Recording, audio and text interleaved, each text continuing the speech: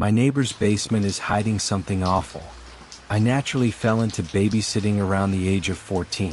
Through friends and family, I got leads for babysitting to score some cash, which definitely beat having to work at a restaurant. The job had its ups and downs, but overall it wasn't a bad gig at all. Yet, as many good experiences as I had, they were all eclipsed by one night. A new family in town talked to my dad at work, and it turned out that they needed a babysitter. I happily took the job and found myself watching their 10-year-old boy a couple of weeks later. There was nothing out of the ordinary about the family themselves. They were the model citizens of suburban America, complete with the white picket fence and blue shutters. Nothing about their house was strange or even unique. Their son Avery was very mild-mannered and polite. Even their car was basic. Not that these were bad things, but I expected it to be a very boring night.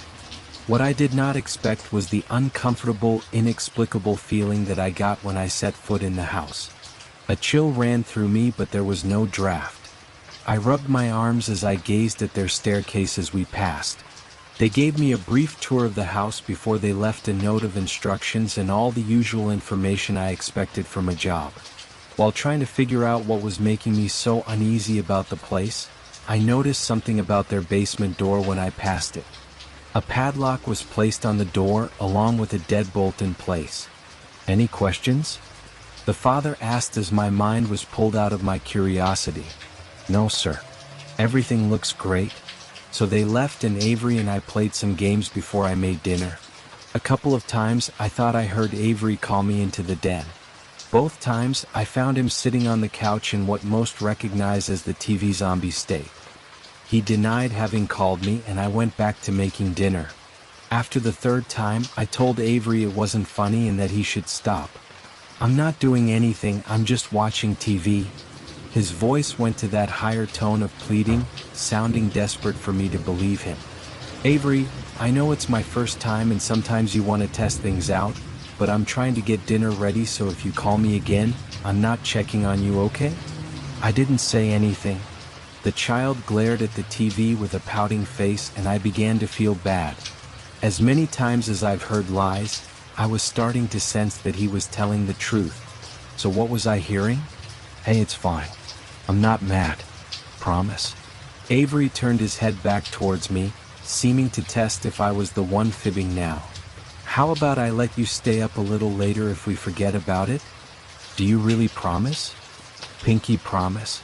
With our contractual pinkies interlocked, spirits were raised again, and I was able to finish dinner. Although I didn't finish without hearing Avery's voice calling me once more. I ignored it, and when Avery didn't mention it at dinner, I figured it was him fooling around again. The whole time we chatted as we ate, I couldn't help but feel that something was not right about this house. As hard as I tried to not look, my eyes kept diverting to the heavy padlock and chain on the basement door. Curiosity got the best of me, and as we were cleaning up, I couldn't help but ask.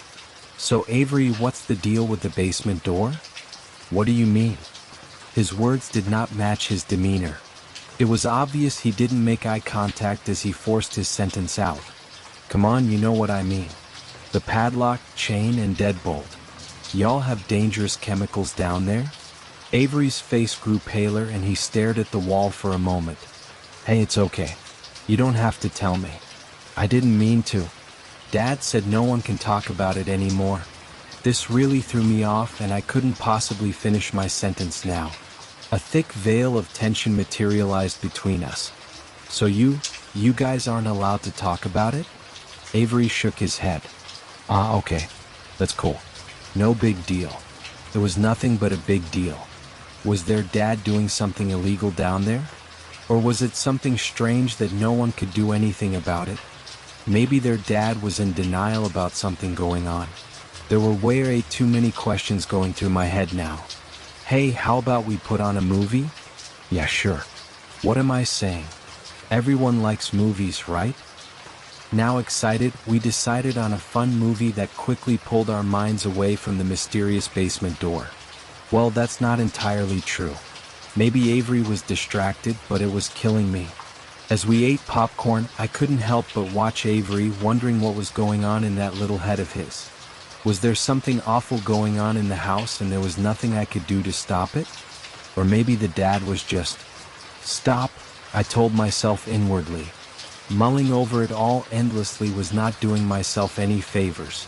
So the movie ended and I ushered the drifting child to his bed. Now, the house was all to myself until 12, so I had a good 3.5 hours to myself. Immediately, I began texting my friend to tell her all about the weird experience I was having that night. She dismissed it, saying that I was getting spooked by a new place. This annoyed me to no end.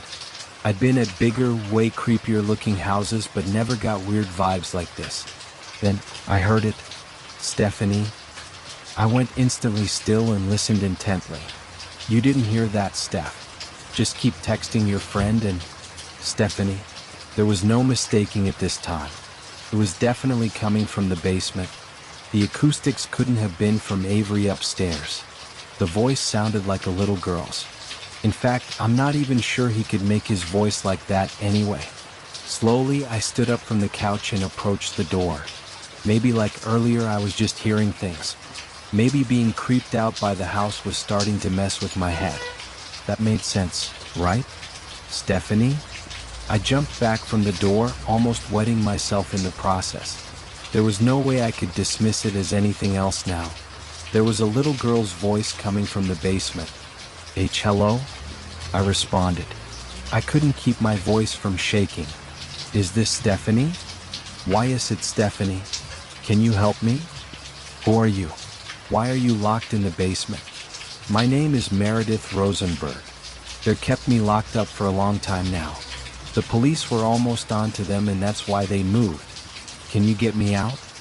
A cold shock washed over me and made it hard to respond. Was I actually babysitting for a family that kept a little girl prisoner? Oh my God, how long have you been locked up with them? Ever since I can remember. I felt somehow hot and cold at the same time and wanted to throw up. This all made sense now with what Avery had told me. Of course his father didn't want him talking about the door. I just need to find the keys and I can... They're hidden in the garage underneath the metal shelf. It's inside a magnetic key holder. Okay, just hold tight. In a panic to free the poor girl, I darted into the garage and began feeling the space underneath the bottom shelf, and sure enough, there was a magnetic key holder there. Running back, I popped the key holder open and began to insert the key into the padlock. Did you find it? Yes, sweetie. I'm almost there. Oh, please hurry. Sometimes they come home early. This sent me into even more of a rush, and I barely managed to fumble the key into the padlock. I finally heard the successful click of the padlock, pulled the chain off, and slid the deadbolt to the right. I'm coming, Meredith. Hold on. I turned the doorknob and threw open the door, only to be met with darkness. Now full of adrenaline, my hands felt around for the light switch. Finally finding my purchase, I flicked the light on, which lit up most of the stairs. Meredith? I called out. Unless I was remembering it wrong, it sounded like her voice was just on the other side of the door a minute ago. In fact, it was quite strange that she wasn't waiting for me at the top of the stairs. Wouldn't you immediately run out of a basement that you were locked in for God knows how long? I'm down here. The little girl's voice called out. Judging from the distance, it sounded like she was calling from somewhere at the bottom of the stairs. My brain suddenly began piecing all the details of this interaction together, and the idea of going down into the basement became absolutely terrifying. Meredith, you can come up now. The door's open. I couldn't hide the tremor in my voice. Why I was scared of a little girl was beyond me, but much like the house itself, something felt very wrong here. I heard my leg ow-wow. When you said you were getting the key, I went back down to get some of my things and got hurt. Well, her sounds of pain filled me with sorrow, but an invisible force was holding me back from taking another step into that basement. Can you move? Maybe pull yourself up on the railing? I can't. It hurts too bad. Okay, sweetie, what's wrong? Won't you help me? It's just really dark down there and I don't want to get hurt too. Is there any way you can get to the stairs? Any way at all? I tried to sit up, but my shoulder hurts too much. I thought you said your leg got hurt? The words hung in the air like a noose. It was only after I said it that I realized there was several things seriously wrong about all of this. A question popped into my head I didn't even have time to think about until now. How did she know where the padlock key was? A deathly silence took up the space between me and wherever this girl was. It was a standoff and I couldn't think of anything else to say. There were questions I could ask her to figure out what was happening, but I felt that her answers weren't going to be honest. Perhaps at this point, the truth was too frightful to know. Meredith? Are you still there? It was a stupid question, but it was the only thing my mind could conjure. The additional silence only unnerved me, so I decided to try and get a better look. Fishing my phone out of my pocket, I clicked on the flashlight. It didn't do me any good because of the awful range, so I did the one thing I'd already told myself not to do. I took a step forward. Maybe it was the angle of the stairs or the lighting, but that one step gave me more information than I ever wanted to know. I caught a better view of the bottom step, which was essentially a ledge into a black abyss. Something looked different on this step, but it took a second to register what it was. The step was wet, a pool of some unknown liquid overflowing into the darkness of the basement. I knew for sure that the father hadn't mentioned any flooding, so it would be way too random for that. So I stood there, watching in frozen curiosity as the puddle then suddenly rippled, and I realized the abominable truth. It wasn't water. It was a puddle of saliva, and something was drooling into it from the dark. A wretched chuckle emanated from the horrid void beyond the step, and it cemented me even further into place. It was a wet chortle and positively evil. "How did you like my voices?" the thing said from the dark. "I've been practicing." The epiphany creeped down my spine. It was now talking in Avery's voice. Everything in my body screamed at me to run. I heard the screams, but I couldn't respond no matter how hard I tried.